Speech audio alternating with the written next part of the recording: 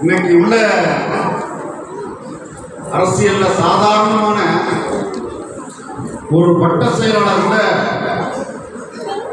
தனக்கு தன்னை சார்ந்தவர்களுக்கு நிறைய உதவிகள் செய்யணும் அப்படின்னு இருக்கிற காலத்தில் இந்த காமராஜர் தனக்காக எந்த விதமான ஒரு பிரதிபலனையும் எதிர்பார்க்க கடைசி வரைக்கும் அவர் வாடகை வீட்டில் குடியிருந்தார்.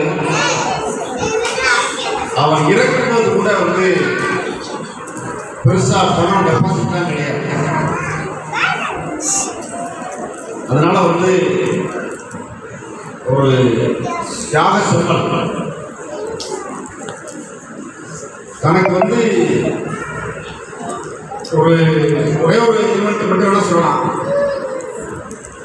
அவங்க அம்மா கடைசி வரைக்கும் விருதுநகர்ல தான் இருந்தாங்க.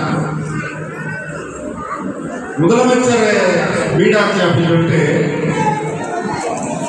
அந்த அம்மா நம்ம ஊர்லாம் பக்கத்தில் குழாய் இல்லையா, அந்த குழாயில் போய் தண்ணி குடிச்சிருக்காங்க எல்லா பெண்களும்.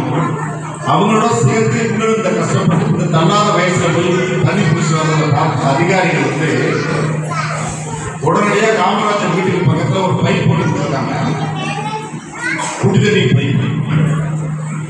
இது காமராஜருக்கு தெரியாது.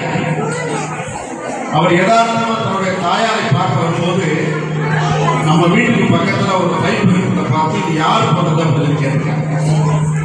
அம்மா தண்ணி பிடிக்கிறது ரொம்ப சிரமப்பட்டு இருக்காங்க, அதனால நாங்கள் தான் நகராட்சிக்கு போய் கொடுத்தோம் அப்படின்னு சொல்ல உடனடியாக இன்னொரு அரை மணி நேரத்தில் இதை காலி பண்ணி கட் பண்ணிட்டு அப்படி இல்லைன்னா அவங்க எல்லாரும் சஸ்பெண்ட் பண்ணிக்கலாம்.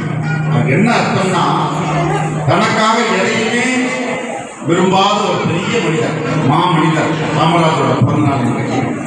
அதை இன்னைக்கு நம்ம ரொம்ப விமர்சையாக கொண்டாடிட்டு இருக்கோம். அவரை போல் உங்களில் யாராவது பொது நலத்தில் மிகப்பெரிய வெற்றியை கேட்டுக்கொண்டு வாய்ப்பு